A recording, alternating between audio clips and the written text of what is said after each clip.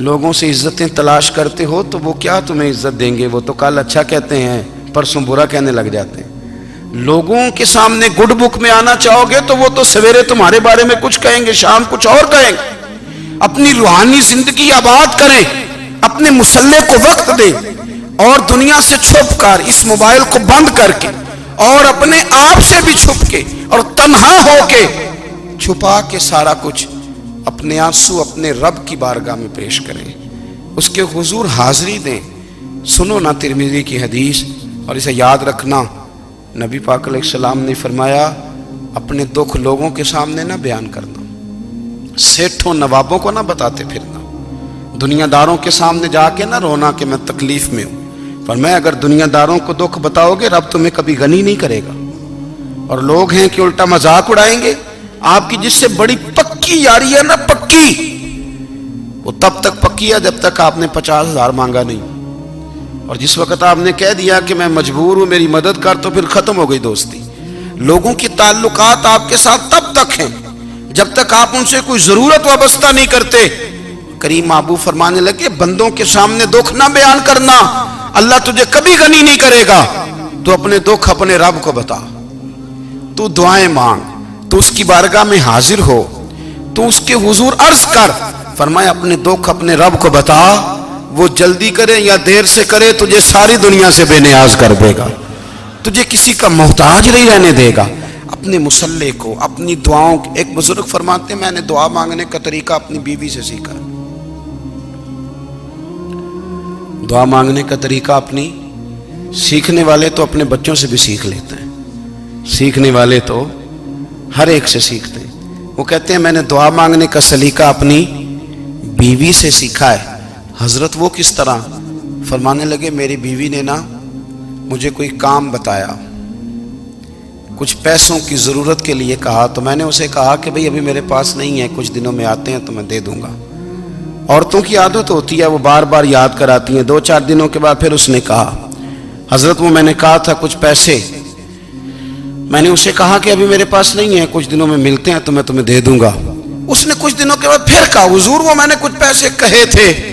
فرماتے میں نے ڈانٹ دیا، میں نے کہا کہ کیا تو روز مجھے شرمندہ کرتی ہے، کہا نا میرے پاس نہیں ہے، ہوں گے تو دے دوں گا، تو روز یاد کراتی ہے۔ فرماتے ہیں اس نے پہلے تو میری ڈانٹ کو سہا، پھر میرے سخت جملوں نے اس کی آنکھوں میں آنسو پیدا کر دیے، پھر اس نے اپنے آنچل میں اپنے اس دکھ کو سمیٹا، اور پھر اس نے ایک جملہ کہا تو میں رو پڑا، اور مجھے اپنے رب سے مانگنے کا طریقہ آ گیا۔ مجھے کہنے لگی حضرت جی آپ نے ڈانٹ دیا میں نے سہ لیا، پر آپ ہی میرے شوہر ہیں، بتائیں نا آپ سے نہ کہوں تو میں کس سے جا کے کہوں۔ فرماتے ہیں میں رو پڑا، اور میں کھل کے رویا، اور میں تڑپ کے رویا، اور پھر میری سسکیاں بند گئیں۔ تو مجھے کہنے لگی آپ کو کیا ہوا؟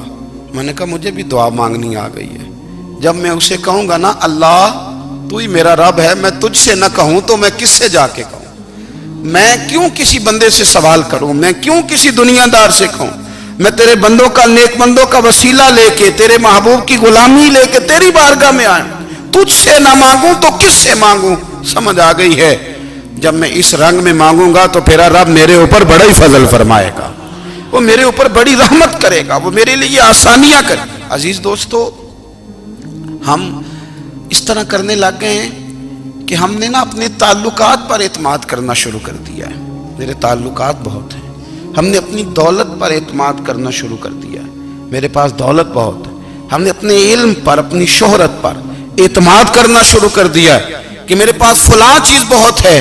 یاد رکھنا جب بے نیاز اپنی صفت بے نیازی دکھاتا ہے تو بڑی بڑی دولتوں والے مجبور نظر آتے ہیں۔ بھائیو جب انسان کا رشتہ اپنے مالک کے ساتھ ہوتا ہے پھر تو غم بھی کچھ نہیں کہتے، پریشانیاں بھی کچھ نہیں کہتی، پھر تو زندگی صبر والی، پھر تو زندگی توکل والی، پھر تو زندگی بھروسے والی، پھر انسان اپنے آپ کو رسوا نہیں کرتا۔ دنیا داروں سے امیدیں اس کی ختم ہو جاتی، امیدیں اللہ رسول سے لگا لیتا ہے، مضبوط ہو جاتا ہے، مضبوط، طاقتور ہو جاتا ہے، خوددار ہو جاتا ہے، باوقار باعزت ہو جاتا ہے۔ حضرت بہلول دانا رحمت اللہ علیہ بیٹھے تھے تو ہارون رشید حج کر کے آ رہا تھا، تو رستے میں حضرت شیخ سے ملاقات ہو گئی تو السلام علیکم کے بعد کہنے لگا حضور کوئی حکم ہو تو بتائیے گا. تو حضرت بہلول دانا فرمانے لگے تیرا رب کون ہے؟ اس نے کہا اللہ. تو فرمایا میرا کون ہے؟ کہا اللہ. فرمانے لگے تو بڑا ہی بیوقوف ہے، کیا تو یہ سمجھتا ہے کہ رب ہارون رشید کو تو دے گا اور بہلول دانا کو بھول جائے گا؟ تیرا بھی وہی رب ہے، میرا بھی وہی رب ہے. اس نے اگر تجھے دے کے آزمایا ہے تو ہو سکتا ہے مجھے نہ دے کے آزما رہا ہو. جب اس کی حکمت کے تقاضے ہوں گے تو عطا کرے گا اور دے گا. تو جا اپنا کام کر. بھائی اپنی روحانی زندگی، اپنی عبادات، اپنے وظائف، اپنے روزمرہ کے معاملات، اپنی دعائیں، اپنا استغفار. دیکھو کوئی مشکل کام تو نہیں 2 رکوع ہیں سورہ واقعہ کی اگر رات کو پڑھ لی جائے تو. میں کس طرح یہ بات بیان کروں کہ تعویذ بانٹنا آسان ہے اور وظیفہ بتانا مشکل ہے. سارا دن تعویذ بانٹیں تو لوگ لینے کو تیار ہیں، اور اگر آپ وظیفہ بتائیں تو کہتے ہیں تو مشکل کام ہے. او خدا کے بندے، اگر آپ کا تعلق قرآن پاک کے ساتھ مضبوط ہو، قرآن پاک کے ساتھ اگر آپ کا رشتہ ہو، لوگ سفارشیں ڈھونڈتے ہیں نا دنیا میں، کوئی تعلق مل جائے تو میرا کام ہو جائے. دنیا میں اتنا مشکل معاملہ ہے، آخرت میں مجھے بتائیے گا کتنا مشکل معاملہ ہوگا. میرے نبی پاک صلی اللہ تعالی علیہ وسلم نے فرمایا جو لوگ سورہ ملک پڑھا کرتے تھے نا، سورہ ملک، یہ سورت ملک قیامت میں ان کی سفارش کرے گی، اور اس طرح کرے گی کہ کہے گی اے اللہ یہاں اس بندے کو جنت میں داخل کر دے یا مجھے قرآن پاک سے علیحدہ کر دے. تو رب فرمائے گا جا اس کا دامن تھام کے اسے جنت تک پہنچایا. آپ بات کو سمجھیں، جب آپ کے تعلقات اپنے معاملات کے ساتھ مضبوط ہوں گے، یہ نبی کریم نے وعدہ کیا ہے کہ تو سورت واقعہ پڑھ تیرے گھر میں فاقہ نہیں آئے گا. حضرت عبداللہ ابن مسعود رضی اللہ تعالیٰ عنہ بیمار تھے تو حضرت عثمان غنی رضی اللہ تعالیٰ عنہ تیمارداری کے لیے تشریف لے گئے اور جا کر کے کہا کہ آپ بڑے بیمار ہیں، آپ کی بیٹیاں زیادہ ہیں، میں چاہتا ہوں کہ خزانے میں سے کچھ مدد کروں. تو سیدنا عبداللہ ابن مسعود رضی اللہ تعالیٰ عنہ اٹھ کے بیٹھ گئے اور کہنے لگے امیر المومنین، اللہ آپ کو میری طرف سے، میری بیٹیوں کی طرف سے بہتر صلہ دے. میری بیٹیوں کو کسی خزانے کی ضرورت نہیں، میں نے انہیں خزانہ دے دیا ہے. کہا جناب آپ نے کون سا خزانہ دیا ہے، میں آپ کے مالی معاملات کو جانتا ہوں. تو فرمانے لگے امیر المومنین، میرے نبی کریم نے فرمایا ہے جو سورت واقعہ پڑھے اسے کبھی فاقہ نہیں آتا. میں نے بیٹیوں کو یاد کرا دی ہے، یہ خزانہ میں نے انہیں دے دیا ہے. وہ سارے والدین سنیں جو بیٹیوں کے لیے پریشان رہتے. حضرت عبداللہ ابن مسعود نصیحت کر رہے ہیں، فرمانے لگے میں نے سورت واقعہ یاد بھی کرا دی ہے، پڑھنے کی عادت بھی ڈال دی ہے.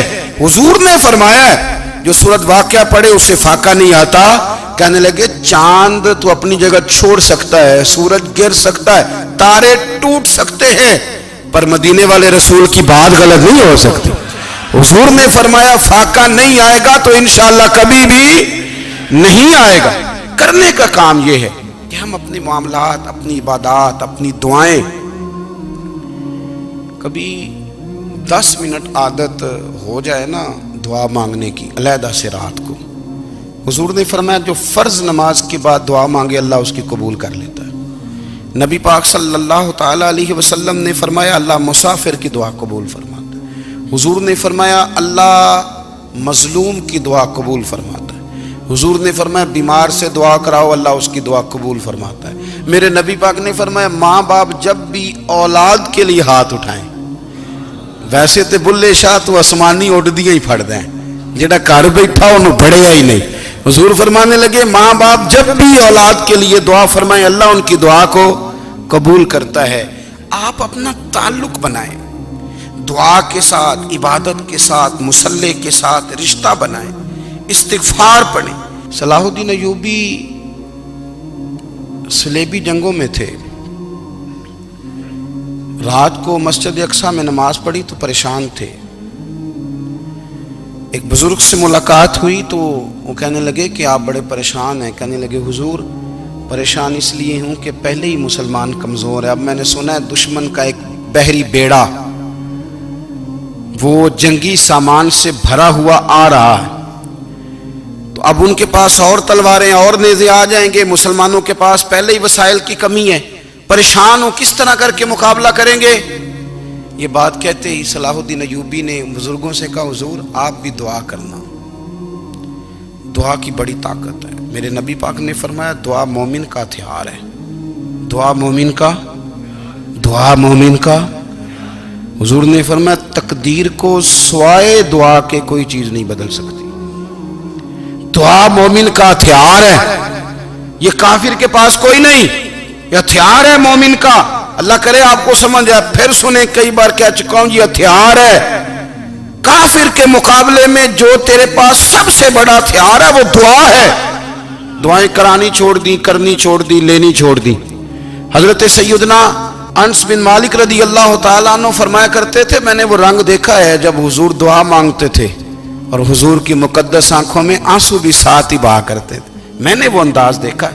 تو صلاح الدین ایوبی بزرگ سے کہنے لگے آپ بھی دعا کیجیے، اور خود رونے لگے اور سر سجدے میں رکھ کے رونے لگے اور عشاء سے لے کر فجر تک روئے، خوب روئے. صبح وہ بزرگ آئے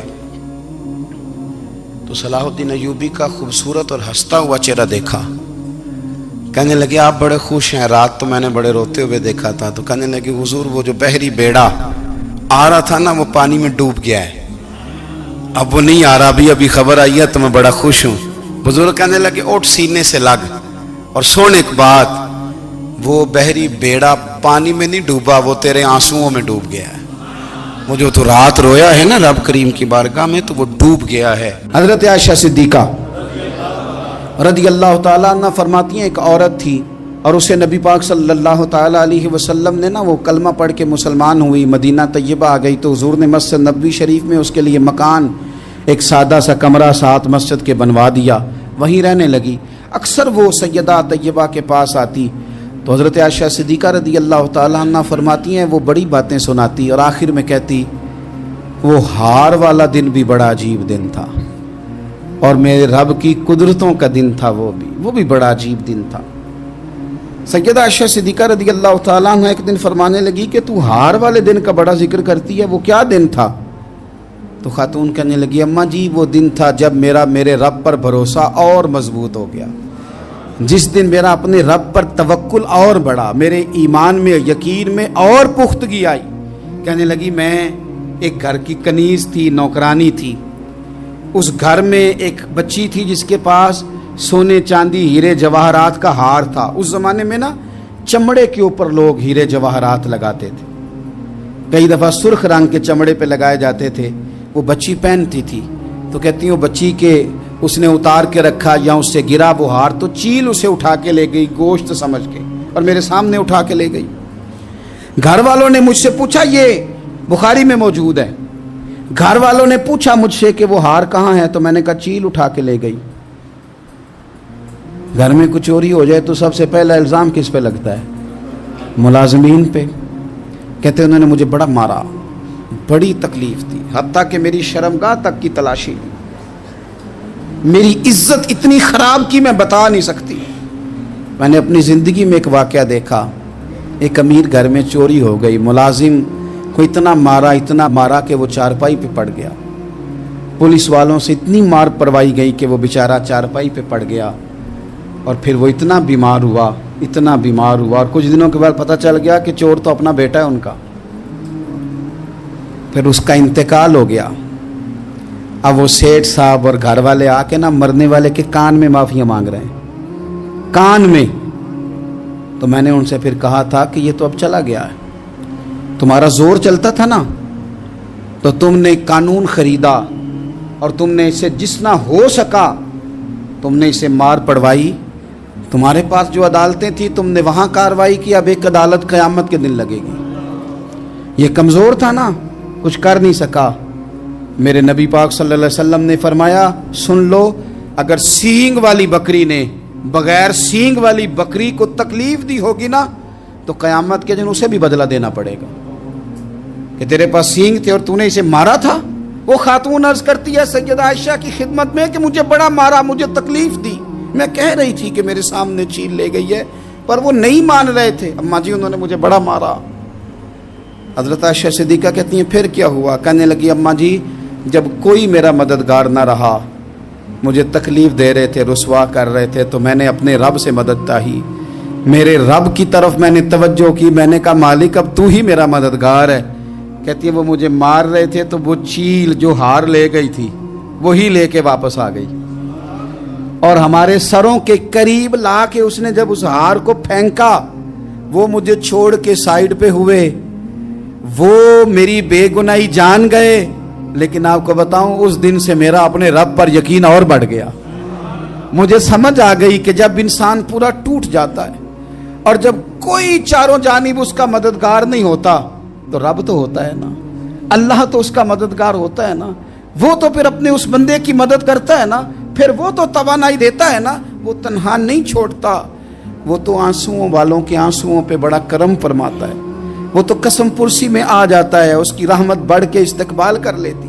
ओ मेरी मिल्लत के जवानों, मज़ा नहीं आ जाता जब सारी दुनिया सोई हो, सारी दुनिया, और बिस्तर भी गर्म हो और नींद भी पूरा गलबा कर रही हो, और अचानक घंटी बजे दिमाग में, आंख खुले, घड़ी पे नजर पड़े, 3:30-4 बजे का पैगाम घड़ी बताए, और कोई चढ़ती जवानी वाला उठ के वुजू करे, और जब वो मुसल्ला खोल के बिछाए तो मदीने वाले महबूब कहते हैं कि हर नमाज पे रब सवाब देता है, और जो उठ के तहज्जुद की नमाज पढ़े उसे देख के तो रब मुस्कुराता है, जो उसकी शान के लायक है, जो उसकी शान के लायक, वो मुस्कुराता है, खुश होता है कि मेरा बंदा तहज्जुद में उठ गया, वो मुस्कुराता है।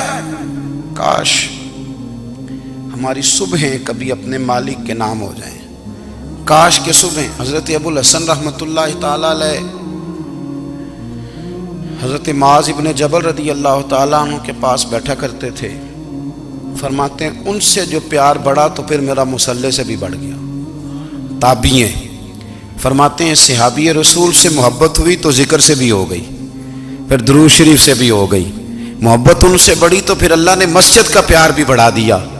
आप फरमाते हैं कि मेरी हर वक्त तबीयत चाहती थी कि बस अल्लाह अल्लाह करूं, बस अल्लाह अल्लाह करूं, बस ना मैं ज़रा थोड़ी जान छुड़ाऊं लोगों से, कुछ 10 मिनट मिले तो मैं कुछ 4 नफल पढ़ लूं, मैं थोड़ा सा ना बचूं लोगों से, और मुझे तस्बीह मिले तो मैं ना कुछ 400-500 दफा इस्तिगफार पढ़ूं, सुभान अल्लाह, अल्हम्दुलिल्लाह, अल्लाहु अकबर, ला हौला वला कुव्वता इल्ला बिल्लाह, मैं ना तस्बीहात पढ़ूं। फरमाते हैं कि बच्चे थे घर में 6-7, गुर्बत थी, काम मिलता कोई नहीं था, और मैं काम चोर नहीं था, काम ढूंढता था, पर अल्लाह की कुदरत के काम नहीं मिलता था। फरमाते हैं कि मैंने एक दिन अपनी अहलिया से कहा कि आज मैं फिर जाता हूँ काम ढूंढने, तो मेरी बीवी बड़ी फर्मा बरदार थी, पर उस दिन ना गुर्बत के हाथों तंग आके कहने लगी, आज नाना कोई तू चीज़ लेके आया, तो मुझसे बच्चों की भूख नहीं देखी जाती है, सब रोगां दा रोग मुहम्मद जिसदा नाम गरीबी, कंड बुला के लंघ जाते नहीं दोस्त यार करीबी, आज ना कुछ लेके आया तो मैं बच्चे लेके मेके चली जाऊंगी। शेख फरमाते हैं कि मैं बड़ा परेशान घर से निकला, पर मैंने सुबह से लेके जोर तक काम ढूंढा, काम मिला कोई नहीं, तो मेरे दिल में ख्याल आया चलो काम नहीं मिलता तो अल्लाह अल्लाह तो करे ना, चलो बंदों की मजदूरी नहीं मिलती तो रब करीम की इबादत ही करते हैं। फरमाते हैं कि मैंने ना फुरात के पानी से वुजू किया, नहर के, शदीद धूप थी, साथ रेत थी और रेत तप रही थी, मैंने अपना रुमाल वहीं मुसल्ला के तौर पर बिछा लिया, और फरमाते हैं कि जोर से लेकर असर तक नमाज पढ़ी, धूप भी पूरे जोर पे, पर मेरे सजदे का ज़ौक़ भी पूरे जोर पे।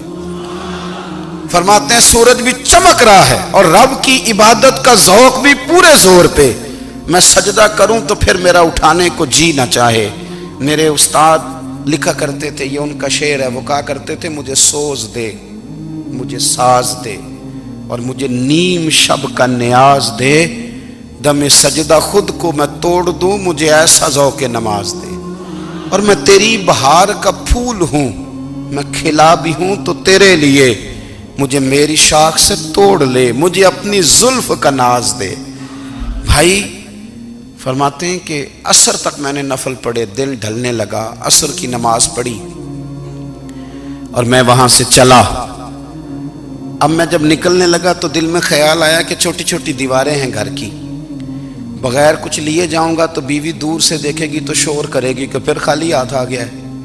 कहते मैंने अपने उसी रुमाल में जिस पे मैंने नमाज पढ़ी थी ना, रुमाल में की आखी दे पंजाबी च साफा कहते हैं, उसी में ना मैंने कुछ रेत भर ली कि वो दूर से देखेगी तो समझेगी कुछ लेके आया है, चलो जाके उसे बता दूंगा कि आज फिर मजदूरी नहीं मिली। कहते हैं वो रेत लेकर जब मैं घर में गया तो पहले बीवी दरवाजे पे खड़ी होती थी, पूछती थी खाली हाथ आ गए हो? आज मैंने देखा तो है ही कोई नहीं। फरमाते हैं मैं अंदर दाखिल हुआ, सलाम लिए, कोने में मैंने वो रुमाल रख दिया और मैंने आवाज दी कि भली मानस कहाँ हो? तो वो कहने लगी आप मुंह हाथ धो ले, मैं रोटी लेके आई। मैंने कहा रोटी कहां से आ गई? यहां तो कई दिनों के फाके, तो कई दिनों की गुर्बत है, यहां तो इस घर में तो फकीरी है। फरमाते हैं कि वो रोटी लेके आई और उस वक़्त की जो मौजूदा नेमतें थी, समझ ले सलाद अचार हर चीज साथ लाई। मैंने कहा कि बच्चे कहाँ गए? कहने लगी वो खाना खा के खेलने गए, आप खाना खा लें आ जाते। खाना उसने चुन दिया। मैंने हैरत अंगेज लहजे में सारी नेमतें अपने दस्तरखान पे देख करके बीवी से पूछा ये कहां से आया खाना? बच्चों को तूने कहां से खाना खिलाया? ये सारा कुछ कैसा है? तो कहने लगी पता नहीं आज आप किस करीम की मजदूरी करने चले गए थे, पता नहीं किस करीम की, मेरे घर में तो इतनी नेमतें आई हैं कि मुझसे संभाली नहीं जा रही, इतना अनाज है, इतना गंदुम है, किस करीम के दरवाजे आज चले गए थे? ये कहते कहते वो उठी और उठ करके कहने लगी पहले बड़ा कुछ आया था, अब क्या ले आए हो? और जा करके ना उसने वो रेत वाला रुमाल खोला। कहने लगे मैं तो लेके आया था रेत, तो मेरे रब ने उसे भी सोने और हीरे बना दिया था। जब आपकी तवज्जो अल्लाह की जानी, मेरे नबी पाक सल्लल्लाहु ताला अलैहि वसल्लम ने फरमाया हर चीज अपने रब से मांग, हर चीज मांग, हर चीज मांग। या रसूलल्लाह क्या कुछ? मेरे महबूब ने फरमाया तेरे घर में नमक भी खत्म हो जाए तो वो भी अपने रब से मांगा कर। तू मांगना, वो तुझे देगा, तो उसकी बारगाह में कशकोले तलब दराज तो करना।